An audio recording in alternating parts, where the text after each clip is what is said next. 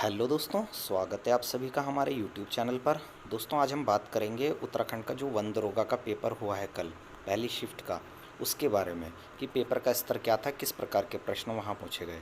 तो दोस्तों देखिए, जो छात्र कह रहे थे कि 9th और 10th की एनसीईआरटी से ही पूरा पेपर बन जाएगा, काफ़ी सारे यूट्यूबर्स भी ये बात बोल रहे थे, तो पूरी तरह से ये बात गलत साबित हुई है। आप पेपर का स्तर देखिए किस प्रकार का है।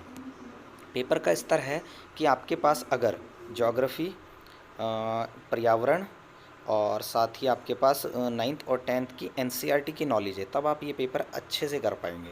ठीक है, साथ ही थोड़ी बहुत जीएस भी इसके अंदर डाली गई है।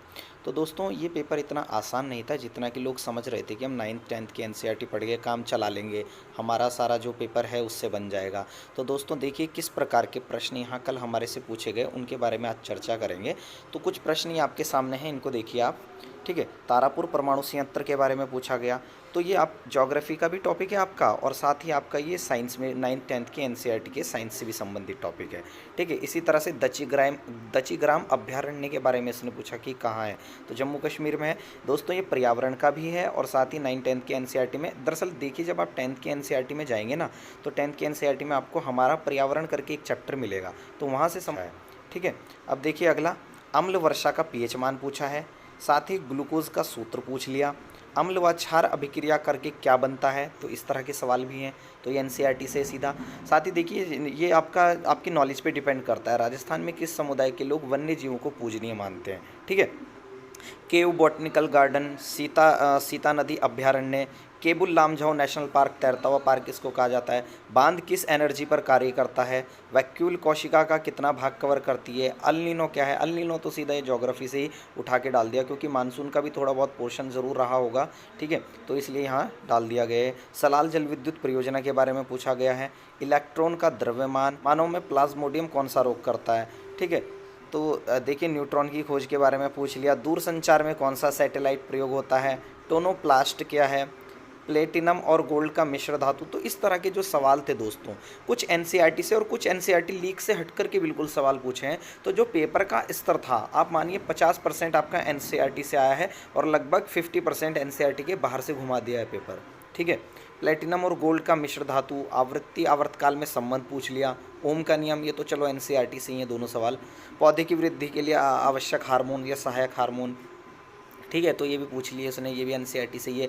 जिप्सम का ये एनसीईआरटी से, किस मिट्टी में जिप्सम मिलाते हैं, तो ये भी एनसीईआरटी से ही 9th क्लास की पुस्तक से सवाल है।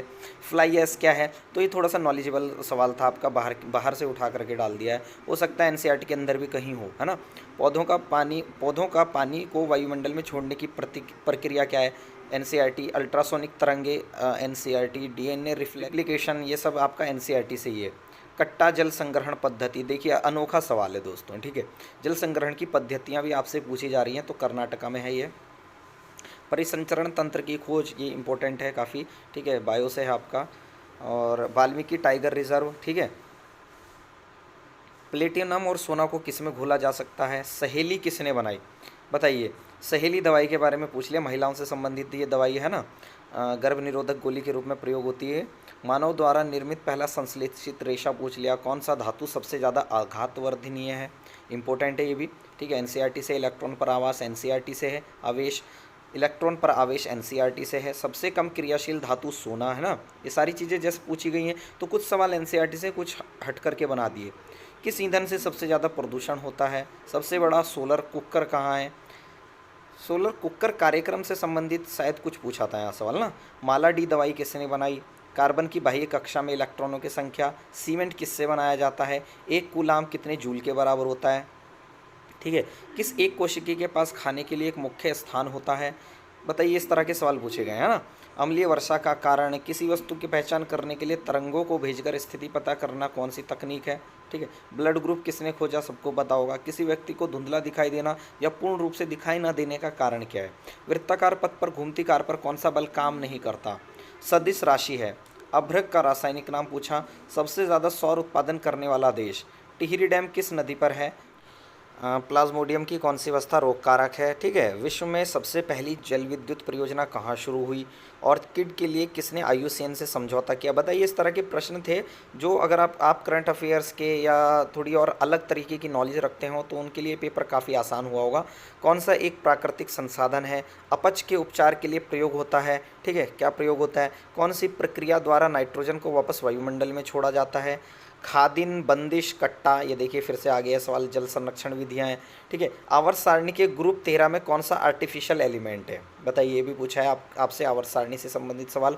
तो बच्चों आवर्त सारणी आप बिल्कुल अच्छे से पढ़ के जाएं। यहाँ से आपके 2 से 3 प्रश्न रहने की पूरी संभावना है। ठीक है। कार्बन का अपर रूप, द्विनाम पद्धति, नाभिक की खोज, निकट दृष्टि दोष के लिए कौन सा लेंस, नेत्र के किस भाग पर प्रतिबिंब बनता है, भविष्य का ईंधन किसे कहा जाता है, भविष्य की धातु किसे कहा जाता है, पोलोनियम का समस्थानिक, ठीक है, जीवाश्म का काल निर्धारण, फुट एंड माउथ रोग पशुओं में किस क्या है, मतलब ये एक वायरस है, जीवाणु है, क्या है ना।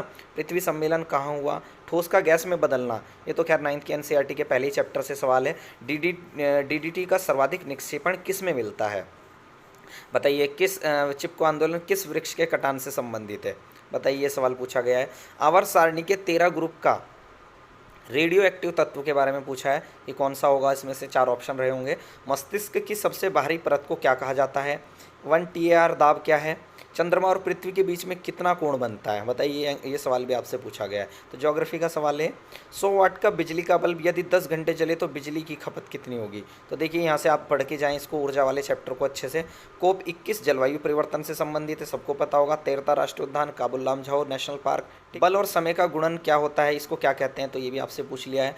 पृथ्वी की सतह पर पाए जाने वाला सबसे ज़्यादा तत्व, तो ऑक्सीजन, ये आपसे सवाल पूछा है। संगमरमर का सूत्र कैल्शियम कार्बोनेट। धातु की अम्ल से क्रिया पर कौन सी गैस निकलती है? तो हाइड्रोजन निकलती है। रेड डाटा बुक कौन जारी करता है? महिलाओं में नसबंदी को क्या कहते हैं? ठीक है। सल्फ्यूरिक एसिड के बादल किस ग्रह पर मिलते हैं? वायुमंडल में ऑक्सीजन का कितना प्रतिशत है? सर्दियों में उच्च वायु दाब वाला क्षेत्र कौन सा क्षेत्र होगा? तो देखिए ये सवाल भी पूछे हैं। DNA फिंगरप्रिंट की खोज, कुकुम्बर मोज़ेक रोग, संवेग कैसी राशि है? जिब्रेलिन किसका उदाहरण है? फैट एंड ऑयल ऑक्सीडेशन, ठीक है। टेट्राफ्लोरोएथिलीन के पॉलीराइजेशन से क्या मिलता है? संवेग का फॉर्मूला क्या है? ये भी पूछा है। तो MV, ठीक है, अभी ऊपर भी पूछा था ये। वायु प्रदूषण से कौन सा अंग प्रभावित होता है? ठीक है। आवर्त सारणी में सिलिकॉन किस वर्ग में आता है? पुतली के आकार को कौन नियंत्रित करता है? और Waterman of India Rajendra Singh को कहा जाता है। तो बच्चों ये इस तरह के प्रश्न पूछे गए थे।